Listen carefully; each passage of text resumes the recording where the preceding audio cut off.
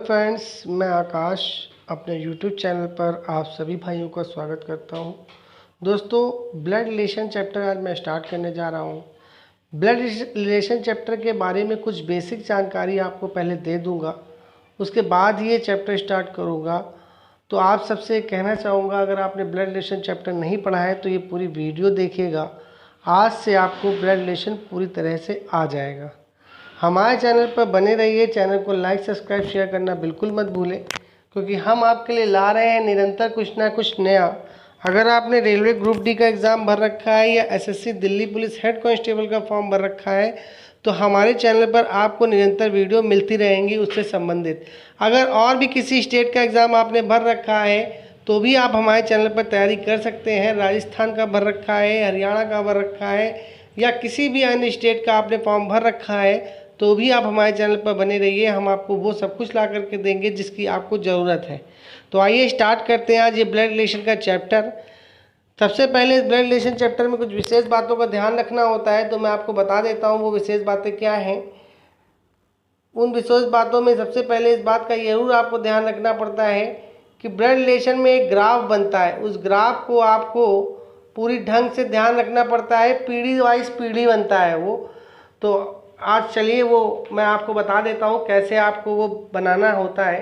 तो देखिए, सबसे पहले आप क्या करेंगे, इसमें एक बात का विशेष ध्यान रखेंगे कि ये मान लीजिए मैं हूँ और ये मैं हूँ तो मैं पुरुष हूँ, तो मैंने ऊपर प्लस का साइन लगा दिया और ये मैंने अपने सामने डबल लाइन बना करके अपनी वाइफ को बना दिया। तो हम दोनों पति पत्नी हैं तो डबल लाइन से डिनोट करते हैं। उसके बाद जो मेरे पिताजी होंगे वो मेरे ऊपर जाएंगे तो उसको प्लस से डिनोट करेंगे और एक स्क्वायर टाइप का बॉक्स बना देंगे। इस बात का आपको ध्यान रखना है। अगर महिला है तो आप गोला बनाइए और पुरुष है तो आप स्क्वायर बना के ऊपर प्लस बना दीजिए, और महिला है तो आप गोला बनाकर माइनस का साइन लगा दीजिए। अब मेरे पिताजी हैं तो मेरी एक माँ भी होगी, उसको मैं डबल लाइन से डिनोट कर दूंगा। पति पत्नी का संबंध होगा मेरे माता पिता के बीच में। और महिला माता जी महिला है तो उनको माइनस का साइन और गोला बना दिया है। अब सपोज दैट मान लीजिए मेरे पत्नी के भी पिताजी होंगे तो वो ऊपर जाएंगे इस तरीके से, ऊपर उनके ऊपर प्लस का साइन लग जाएगा। उनकी भी एक माता जी होंगी, उनके ऊपर माइनस का साइन लग जाएगा और एक सर्किल बन जाएगा। इस तरीके से जो संबंध मेरी पत्नी की तरफ के होंगे वो मेरी पत्नी की तरफ बनेंगे और जो संबंध मेरी तरफ के होंगे वो मेरी तरफ बनेंगे। इस तरीके से मान लीजिए हम लोगों के एक बच्चा हुआ, वो हम लोग के नीचे चला जाएगा, जिसका साइन अगर पुरुष होता है तो प्लस, मतलब लड़का होता है तो प्लस, और अगर इसकी एक बहन भी हो जाए तो वो माइनस का साइन लग जाएगा। तो जो संबंध मेरा इनसे होगा नीचे वालों से, वही संबंध मेरी पत्नी का भी होगा। अब सपोज दैट मान लीजिए मेरा भाई होगा तो वो मेरी तरफ से बनेगा और प्लस का साइन लगेगा।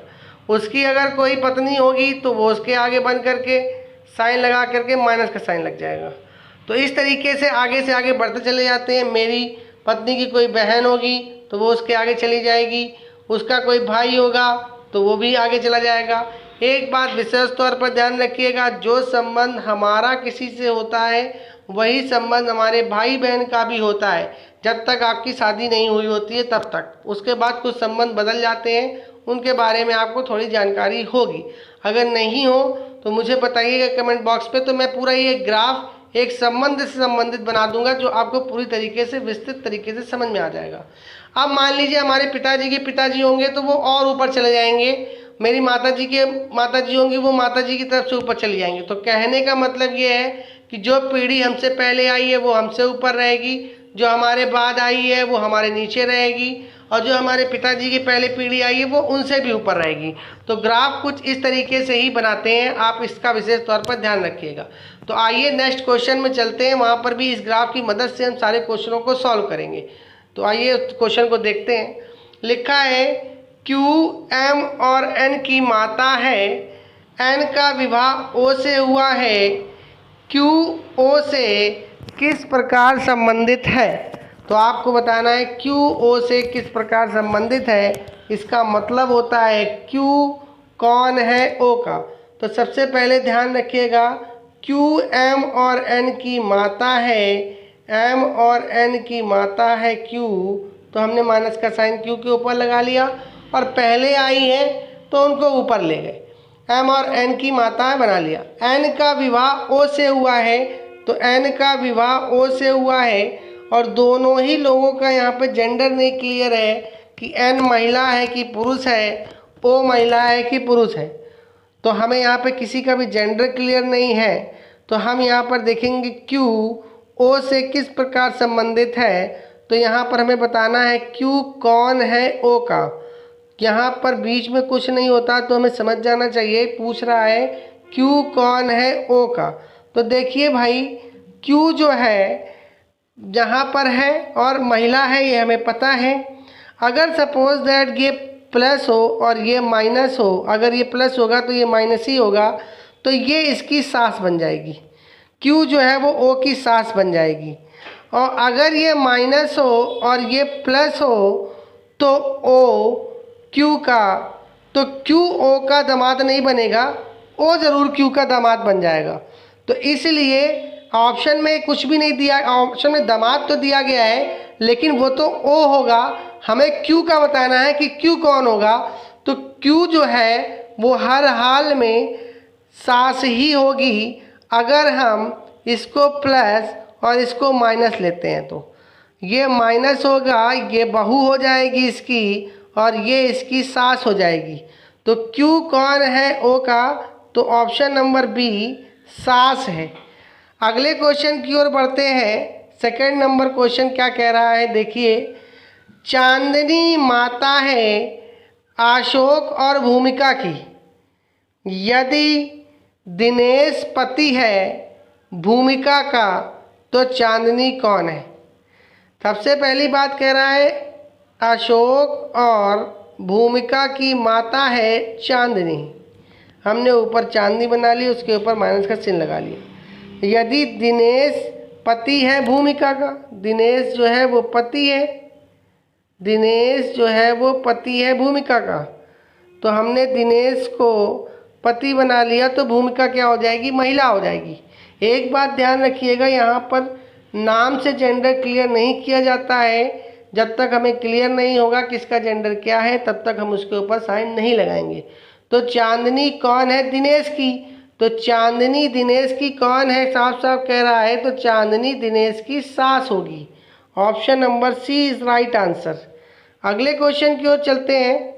ऑप्शन नंबर थर्ड है, यदि मोहिनी कहती है कि राजीव के पिता मेरे पिता के एकमात्र बेटे हैं तो मोहिनी का राजीव से क्या रिश्ता है।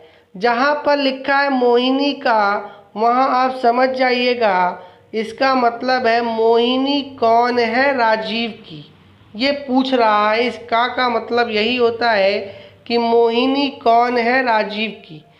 तो आ जाते हैं क्वेश्चन में। क्वेश्चन कह रहा है यदि मोहिनी कहती है कि, तो मोहिनी ने कहा है किसके लिए, राजीव के लिए कहा है। क्या कहा है, राजीव के पिता, तो राजीव के एक हमको क्या बनाने पड़ेंगे, पिता बनाने पड़ेंगे। राजीव के पिता मेरे पिता के एकमात्र बेटे हैं, इसके पिता के एकमात्र बेटे राजीव के पिता हैं, तो ये भी तो अपने पिता का पुत्री या पुत्र होगा। तो हम मान लेते हैं एम क्या है, वही एकमात्र पिता है, जो राजीव का पिता है वही ये बेटा है एम। तो एम अगर ये पिता है तो आर कौन हो जाएगा, तो मोहिनी का राजीव से क्या संबंध है, तो मोहिनी का राजीव से क्या संबंध है हमें ये बताना है। और मोहिनी, हमें ये ध्यान रखना है, मोहिनी जो है वो महिला होगी और राजीव जो है वो लड़का होगा, और जो एकमात्र बेटा है इसका मतलब ये बेटा है।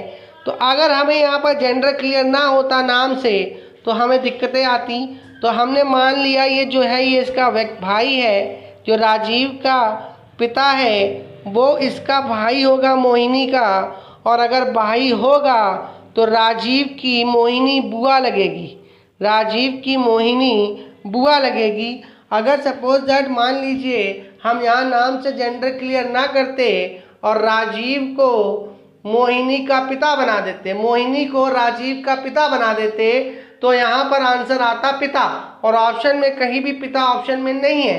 तो हमें ये एज्यूम करना पड़ेगा कि मोहिनी का एक भाई है जो राजीव का पिता है, और मोहिनी के पिता का एकमात्र बेटा है। तो ये ही वो व्यक्ति है, राजीव का पिता ही वो व्यक्ति है जो मोहिनी का भाई है। तो अगर इस तरीके की कंडीशन बनती है तो राजीव का मोहिनी से संबंध बुआ का निकल करके आएगा। तो चलिए नेक्स्ट क्वेश्चन की ओर चलते हैं। ए बी की इकलौती बहन है, सी ई का फादर इन लॉ है, डी ए की माँ है, ई की शादी डी के इकलौते पुत्र से हुई है। तो ई ए से कैसे संबंधित है? तो दोस्तों देखना पड़ेगा कैसे बनाना है इस क्वेश्चन को। सबसे पहले कह रहा है ए बी की इकलौती बहन है, तो ए और बी, ए जो है वो बी की इकलौती बहन है, तो बी क्या हो गया, ए क्या हो गया, माइनस का चिन्ह लग जाएगा क्योंकि बहन है। उसके बाद कह रहा है सी ई का फादर इन लॉ है, इस लाइन को हम छोड़ देते हैं और आगे बढ़ जाते हैं। आगे कह रहा है डी ए की माँ है, डी जो है वो ए की माँ है, तो इसके ऊपर माइनस का साइन लग जाएगा। डी अगर ए की माँ है तो वो बी की भी माँ होगी। आगे कह रहा है ई की शादी डी के इकलौते पुत्र से हुई है, इसका मतलब बी होगा वो इकलौता पुत्र, क्योंकि यहाँ दो ही लोग हैं। और डी ई की शादी डी के इकलौते पुत्र बी से हुई होगी। और कह रहा है सी ई का फादर इन लॉ है, तो सी ई का अगर फादर इन लॉ का मतलब होता है ससुर, तो वो सी इसका पति होगा।